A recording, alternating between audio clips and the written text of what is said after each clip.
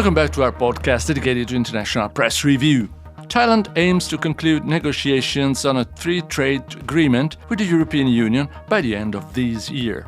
Despite significant progress, major differences remain on several key issues, including agricultural products, raw materials, sanitary and phytosanitary standards, rules of origin, and tariff barriers.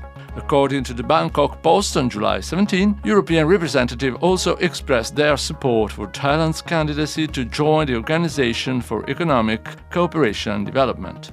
Malaysia political coalition Barisan Nasional has officially announced its list of 25 candidates for the upcoming state elections in Negeri Sembilan.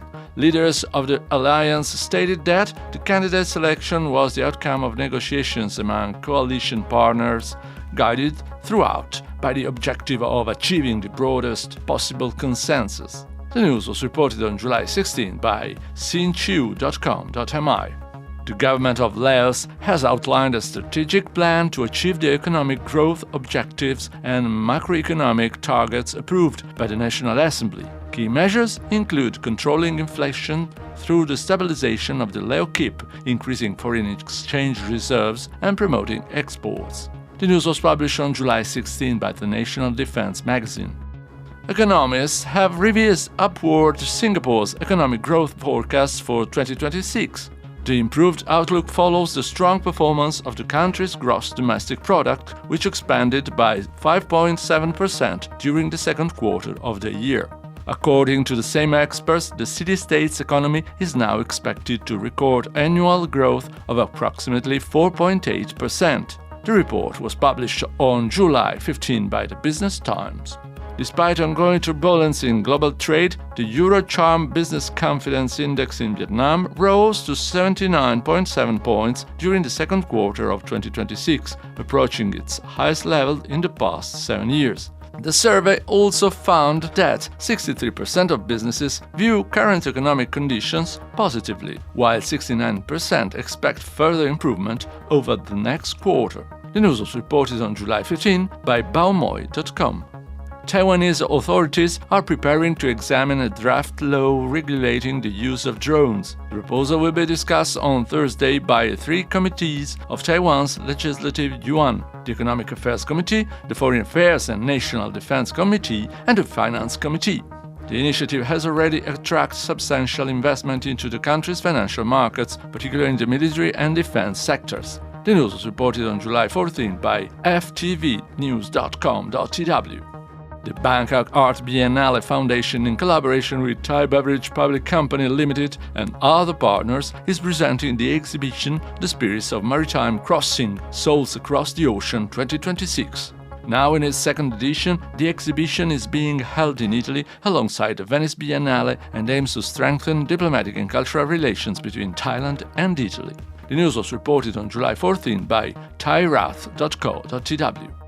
Several heads of state and government have sent congratulatory messages to the President of Mongolia, U Kuryaltsuk, on the occasion of the country's national Naadam festival. The messages paid tribute to Mongolia's rich history and emphasized the importance of further strengthening bilateral relations. The news was published on July 13 by gogo.mn.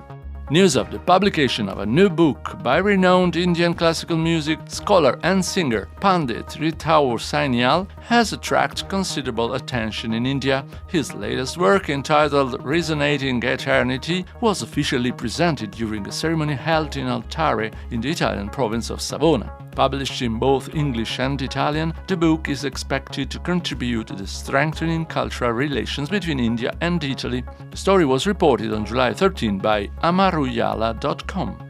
President of the Republic of Myanmar, U Min Aung Hlaing, conducted an inspection visit to the city of Phyon in the Mandalay region. During the visit, he toured several construction sites and stressed the importance of attracting investment capable of supporting the country's long-term economic development.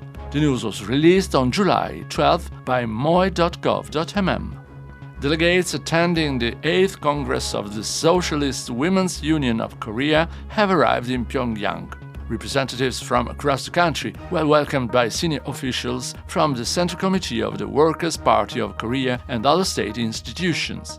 The news was reported on July 12th by PyongyangTimes.com.kp. The impeachment trial of Philippine Vice President Sara Duterte, now entering its second week, has raised growing concern over the impartiality of the senator judges involved in the proceedings. Opposition parties and civil society organizations continue to call for full respect for the rule of law, arguing that only a fair and transparent judicial process can restore public trust in the country's democratic institutions. The news was reported on July 11th by the Philippine Star.